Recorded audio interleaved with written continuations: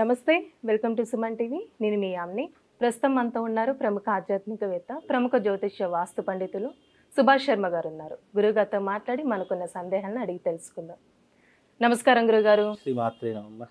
గురుగారు, మనం కార్తీక మాసంలో అయితే నాగుల చవితి చేస్తామండి. అయితే ఇప్పుడు ఈ శ్రావణ మాసంలో మనకి నాగుల పంచమి రాబోతుంది, అదే విధంగా గరుడ పంచమి అంటున్నారు. అసలు విశిష్టత ఏంటండి? ప్రేక్షకులందరికీ శ్రీమాత్రే నమః, శ్రీ గురుభ్యో నమః. జ్ఞానినాంనపి చేతాంసి దేవి భగవతీ హి సా బలాయ కృష్ణమోహాయ మహామాయ ప్రయశ్చతి.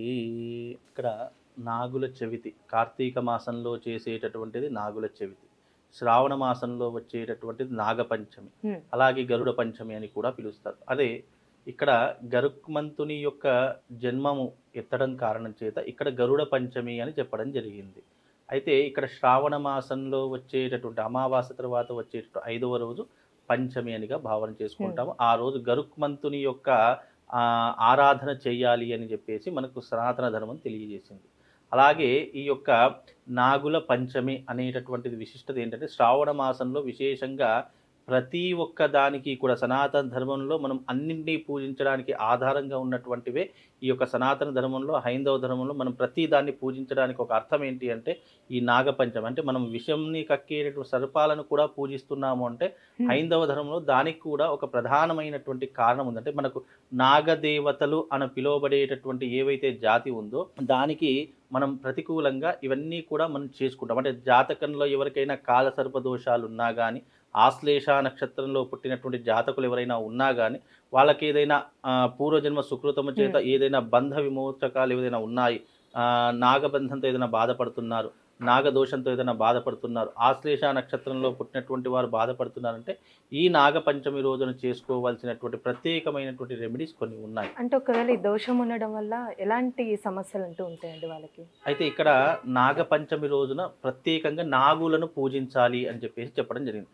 నాగులను ఎవరు పూజించాలి అని అంటే గనక, జాతకంలో రాహు కేతువులు సర్పాలుగా మనము పూజిస్తూ వస్తాము. అంటే ఈ రెండు తల తోక, అంటే ఈ యొక్క క్షీరసాగర మథనం జరిగేటప్పుడు వీళ్ళిద్దరూ కూడా దేవతల యొక్క రూపం దాల్చిన తర్వాత వాళ్ళు అమృతాన్ని స్వీకరించిన తర్వాత వాళ్ళ చావు లేకుండా వరాన్ని పొందినటువంటి వారైనారు. దాని చేత విష్ణుమూర్తి ఏం చేశారు, సుదర్శన చక్రంతో వాళ్ళిద్దరిని ఖండించారు. ఖండించినా కానీ వాళ్ళ ప్రాణం పోలేదు, బికాజ్ వాళ్ళు అమృతం సేవించారు కాబట్టి వాళ్ళిద్దరు గ్రహాల రూపంగా ఛాయాగ్రహాలుగా మారిపోండి అని చెప్పేసి శాపం ఇచ్చారు. ఆ ఛాయాగ్రహాల యొక్క ప్రభావం చేతనే రాహు కేతు 2 గ్రహాల మధ్యలో మిగతా 7 గ్రహాలు బంధించబడి ఉంటే దానిని కాలసర్పదోషము అని అంటారు. అలాగే ఈ నాగుల పంచమి రోజున ఏం ఆచరించాలి అంటే, జాతకంలో ఎవరికైనా మేము చాలా చోట్లకు వెళ్ళామండి, నేను శ్రీకాళహస్తి వెళ్ళాను, నేను అలాగే నాసిక్ త్రయంబకేశ్వర్ వెళ్ళాను, అనేక చోట్ల వెళ్ళాను, నేను ఎన్ని పూజలు చేయించుకున్నా నాకు దానివల్ల ఎలాంటి రిజల్ట్ లేదు, అంటే నా జాతకంలో ఎలాంటి మార్పు లేదు, ఎక్కడ తీస్తే గొంగడ అక్కడే ఉంది అని అనుకున్నటువంటి వారికి ఇలాంటి ప్రత్యేకమైనటువంటి రోజులు కొన్ని వస్తాయి. అంటే తిథి వార నక్షత్ర ముహూర్త యోగ కరణాలతో కూడుకున్నటువంటి రోజులు కొన్ని ఉంటాయి. అవి చాలా బలాన్ని ఇచ్చేటటువంటి రోజులు, అంటే మనిషి జాతకాన్ని మార్చేటటువంటి రోజులు ఇలాంటి ప్రత్యేకమైనటువంటి రోజులు. అందుకే నాగపంచమి రోజున ఏం చేయాలి అంటే గనక, మానవులు పుట్టుకతోనే ఒక దిగ్బంధనంతో పుడతారు. దాన్ని ఏమంటారంటే సర్ప దిగ్బంధనము అని అంటారు. ఆ సర్ప దిగ్బంధనంలో పుట్టినటువంటి జాతకులకు ముఖ్యంగా తమ జీవిత కాలంలో వివాహం ఆలస్యం కావడం కానీ, లేదా వివాహం అయితే గనక విడాకులకు దారి తీయడం కానీ, సంతానం లేకపోవడం కానీ, సంతానం ఆలస్యం కావడం కానీ జరుగుతుంటాయి. ఆర్థిక పరమైనటువంటి ఇబ్బంది, ఎన్ని డబ్బులు సంపాదించినా నిలకడలేకపోవడము, వ్యాపారం ఎన్ని వ్యాపారాలు పెట్టినా అందులో ప్రతి దానిలో నష్టం రావడము అనేటటువంటిది జరుగుతూ ఉంటుంది. అలాగే వాళ్ళు జీవితంలో భార్యాభర్తలకు ఎప్పుడూ గొడవలే, ఒకటి కాదు ఒకటికి మించి పెళ్లిళ్ళు అయ్యేటటువంటి సందర్భాలు ఆ యొక్క జాతకులకు ఏర్పడతాయి. దోషం ఉన్నటువంటి వాళ్లకు ఆ సంబంధాలు అనేటటువంటి ఏర్పడుతూ ఉంటాయి. అలాగే స్త్రీ పురుషుల యొక్క కామత్వం అనేటటువంటి ఎక్కువగా ఉంటూ ఉంటుంది, అంటే ఈ సర్పబంధనంతో పుట్టినటువంటి జాతకులకు. అలాగే ఆశ్లేష నక్షత్రం కూడా సర్ప నక్షత్రము అని సూచించడం జరిగింది. ఆశ్లేష నక్షత్రంలో ఉన్నటువంటి వారు సంవత్సరంలో ఒకసారి నాగపంచమి రోజున ఆశ్లేష బలి పూజను గనక చేయించుకుంటే వాళ్ళకున్నటువంటి దిగ్బంధనాలన్నీ తొలగిపోతాయి, బంధనాలన్నీ తొలగిపోతాయి. అంటే ఆశ్లేష నక్షత్రంలో పుట్టినటువంటి జాతకులు ఎలా ఉంటుంది అంటే గనక వాళ్ళ మీద విషప్రయోగం చేయడము. అంటే విషప్రయోగం అంటే ఏంటి అంటే పూర్వకాలం విషప్రయోగం అంటే చూర్ణాలు పెట్టడం, అంటే వశీకరణ చూర్ణాలు పెట్టడము, మనసు మార్చేలా చేయడము, ఇలాంటివి జరిగేటటువంటి అవకాశాలు వాళ్ళ జాతకంలో ఎక్కువగా ఉంటాయి. వాళ్ళకు ముఖ్యంగా స్త్రీ విషయంలో ఎన్నో రకాలైనటువంటి ఆటంకాలు, ఇబ్బందులు ఏర్పడతాయి. అలాగే వాళ్ళు తొందరగా ఎవరైనా సరే వశీకరణం చేసుకునేటటువంటి ప్రయోగాలు ఎక్కువగా జరుగుతాయి. అలాగే వాళ్ళ జీవితంలో భార్యాభర్తల మధ్య కానివ్వండి, లేదా వాళ్ళ విషయంలో చీటికి మాటికి గొడవలు రావండి, కోర్టు కేసులు జరగడం కానీ ఇలాంటివి ఎక్కువగా జరుగుతాయి. వివాహం ఆలస్యం కావడం కానీ, సంతానం ఆలస్యం కావడం కానీ, వాళ్ళు చేసే ప్రతి పనిలో వ్యతిరేకత కానివ్వండి, ఆటంకాలు కానీ ఎక్కువగా జరుగుతాయి. మోస్ట్ ఆఫ్ ది ఎక్కువగా వివాహానికి, సంతానానికి ఎక్కువగా ఇవన్నీ చూపిస్తాయి. ముఖ్యంగా దీంట్లో ఇంకో విషయం అంటే ఆర్థికానికి కూడా ఇవి ఎక్కువగా ప్రభావితం చూపించేటటువంటివి ఈ యొక్క జాతకులు. కనుక ఈ నాగపంచమి రోజున ఏదైనా చేసుకోవాలి, మానవులకు మనుషులకు, మనలాంటి సాధారణమైన మానవులకు ఏదైనా కష్టం ఉంది, ఏదైనా బాధ ఉంది అని అనుకునేటటువంటి వాళ్ళు ఆ రోజున ఆశ్లేష నక్షత్ర బలి ప్రధానాన్ని చేయించుకోవాలి. అంటే ఆశ్లేష నక్షత్రం ఉన్న రోజే ఆ పూజ చేపియాలంటారు. పంచమికి కూడా చేపియచ్చండి? అయితే ఇక్కడ ప్రధానంగా ఆశ్లేష నక్షత్రంలోనే చేయించాలని ఎక్కడ ఏ శాస్త్రమో చెప్పలేదు, లేదు. కాకపోతే ఆశ్లేష నక్షత్రం జన్మ నక్షత్రం కాబట్టి ఆ రోజున చేయించడం అనేటటువంటి ప్రధానంగా చెప్పడం జరిగిందే తప్ప, తప్పకుండా మీరు ఆశ్లేష నక్షత్రంలోనే ఈ యొక్క ఆశ్లేష బలి చేయించుకోవాలి, లేదంటే మీకు ఫలితం రాదు అనేటటువంటిది ఎక్కడా లేదు. ఎప్పుడైనా చేయించుకోవచ్చు.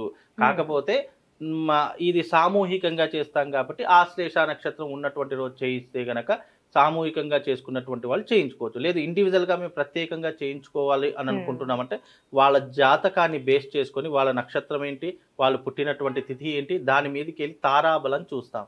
తారాబలం చూసిన తర్వాత ప్రత్యేకంగా చేయించుకునేటటువంటి వాళ్ళకు ఒక పర్టికులర్ నక్షత్రం, దానికి సంబంధించినటువంటి ఆశ్లేష నక్షత్రంలో పుట్టినటువంటి వారికి సంబంధించిన తారాబలాలు కొన్ని ఉంటాయి.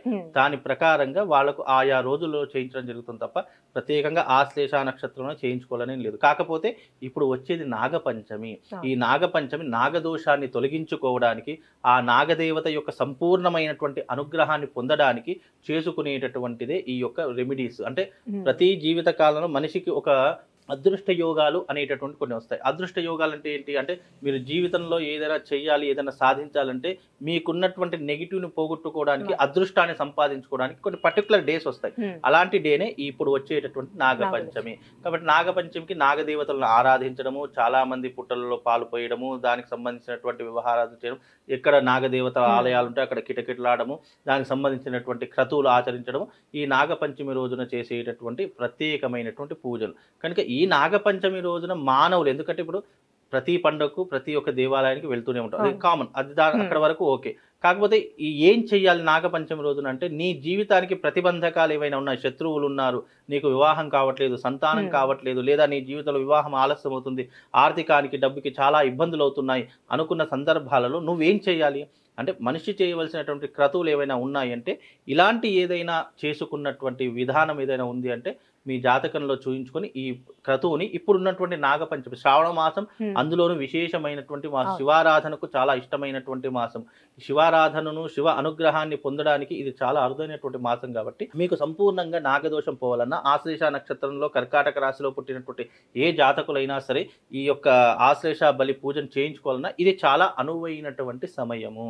ఈ రోజున గనక చేసుకున్నట్టయితే మీ జీవితంలో ప్రతిబంధకాలు, విపత్తులు, ఆపదలు, ఆర్థిక పరమైనటువంటి ఇబ్బందులు, అప్పుల పరమైనటువంటి ఇబ్బందులు, లేదా వివాహానికి సంబంధించిన ఇబ్బందులు, ఇవన్నీ తొలగిపోవడానికి ఇది చాలా ఉపయోగపడేటటువంటి జాతకం అనేది చూపించుకోవాలి కదా. జాతకం అంటే మనం ఇప్పుడు జాతకం అనేటటువంటిది ఉన్నా లేకపోయినా, నాగుల పంచమి రోజు సాధారణంగా చేసేటటువంటి క్రియ ఏంటి అంటే, జీవితంలో వివాహానికి, సంతానానికి, ఆరోగ్యానికి, ఆర్థికానికి ఎవరికైనా ఏమైనా ఇబ్బందులు ఉంటే మీకు ఉన్నా లేకపోయినా ఇది ఎవరైనా చేయించుకోవచ్చు. అంటే పర్టికులర్ జాతకం బేస్ చేసుకుని, ఇప్పుడు మనము ఒక జాతకం చూయించుకోవాలంటే తిథివార నక్షత్రాలు ముహూర్తాలు చూయించుకుంటాం. కానీ జాతకం లేనటువంటి వాడి పరిస్థితి, జీవితంలో నాకు ఇలాంటి ఆపదలు ఉన్నాయి, ఇలాంటి ఇబ్బందులు ఉన్నాయి అంటే పర్టికులర్గా నువ్వు చేయించుకునేటటువంటి ఆలోచన ఉన్నట్టయితే ఇది కూడా చేయించుకుంటే మీ జీవితంలో ఉన్నటువంటి ఇబ్బందులు తొలగిపోవడానికి ఇది చాలా అనువైనటువంటి సమయము, మీకు ఉపయోగపడేటటువంటి సమయం. కాబట్టి ఈ నాగపంచమి రోజున ఈ రకమైనటువంటి క్రతువులు అంటే రెమెడీస్ కనుక చేసుకుంటే, పరిష్కారాలు చేసుకుంటే మీ జీవితము ఒక కొలికి వచ్చే అవకాశము, మీకు ఒక మార్గం కనిపించే, డబ్బు సంపాదించడానికి మార్గం కావచ్చు, వివాహానికి మార్గం కావచ్చు, సంతానానికి మార్గం, ఏదో మీ జీవితంలో ఏ సమస్యతో అయితే బాధపడుతున్నారో ఆ సమస్య తొలగిపోయేటటువంటి అవకాశము దీని ద్వారా కలుగుతుంది. ఇది చేయించుకుంటే అన్ని రకాలుగా మీ జీవితము హ్యాపీగా ఉండడానికి ఇది ఒక మార్గంగా మనకు కనిపిస్తుందమ్మా. గురుగారు, మీరు పూజ గురించి చెప్పారండి, అంటే అది మీరు చేయడం జరుగుతుందా అసలు? తప్పకుండా అమ్మ, నేను ఎవ్రీ మంత్ ఆశ్లేష నక్షత్రం ఆశ్లేష బలి ప్రధానాన్ని తప్పకుండా ఆచరిస్తాను. ప్లస్ ఈ నాగపంచమికి ఎస్పెషల్లీ ప్రతి ఒక్కరికి నాగమండపం వేసి చక్కగా ఆశ్లేష బలి ప్రధానం ఉన్నటువంటి వారికి, ఆశ్లేష నక్షత్రంలో పుట్టినటువంటి వారికి నాగమండపం వేస్తాము.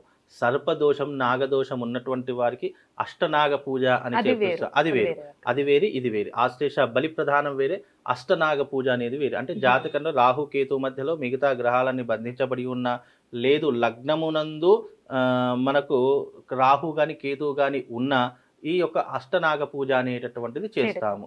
అలాగే మామూలుగా ఆశ్లేష నక్షత్రం కర్కాటక రాశిలో పుట్టినటువంటి జాతకులకు ఆశ్లేష బలి ప్రధానాన్ని చేస్తాం. ఎందుకంటే బికాజ్ దాంట్లో 76 రకాలైనటువంటి పిండాలను పెట్టడం ఉంటుంది. అంటే అన్నంతో చేసినటువంటి బలి ప్రధానం, పిండాలను కాదు, దాన్ని బలి ప్రధానము అని అంటారు. బలి ప్రధానం చేసి సర్ప సంస్కారం అనేటటువంటిది చేస్తాం. సర్ప సంస్కారం అంటే చాలా మంది పామును తెచ్చేసి అగ్నిలో ఆహుతి వేయాలి, లేదు అంటే సర్పానికి సంబంధించినటువంటిది మనం పూజ చేయాలంటే, ఇక్కడ సర్ప సంస్కారం మీన్స్ ఆశ్లేష బలి సంస్కారం అంటే ఏంటి, క్రియ అంటే చేయించేటటువంటి పద్ధతి. ఆ రోజున చేయించిన తర్వాత పాము వదిలినటువంటి కుబుసం ఉంటుంది, ఆ కుబుసానికి షోడశోపచార పూజ చేసేసి అది దహన సంస్కారం చేస్తాం. అది సర్ప సంస్కారము. అంటే మనం ప్రత్యక్షంగా సర్పాన్ని పూజించి అది దహన సంస్కారం చేయాలంటే అది పాపంతో సమానం. కానీ అది వదిలినటువంటి కుబుసం ఏదైతే ఉంటుందో, దాని చర్మం ఏదైతే ఉంటుందో లేయర్, అది మనం దానికి షోడశోపచార పూజ చేసి అది పూర్ణాహుతిలో సమర్పిస్తే సర్ప సంస్కారం అయిపోతుంది.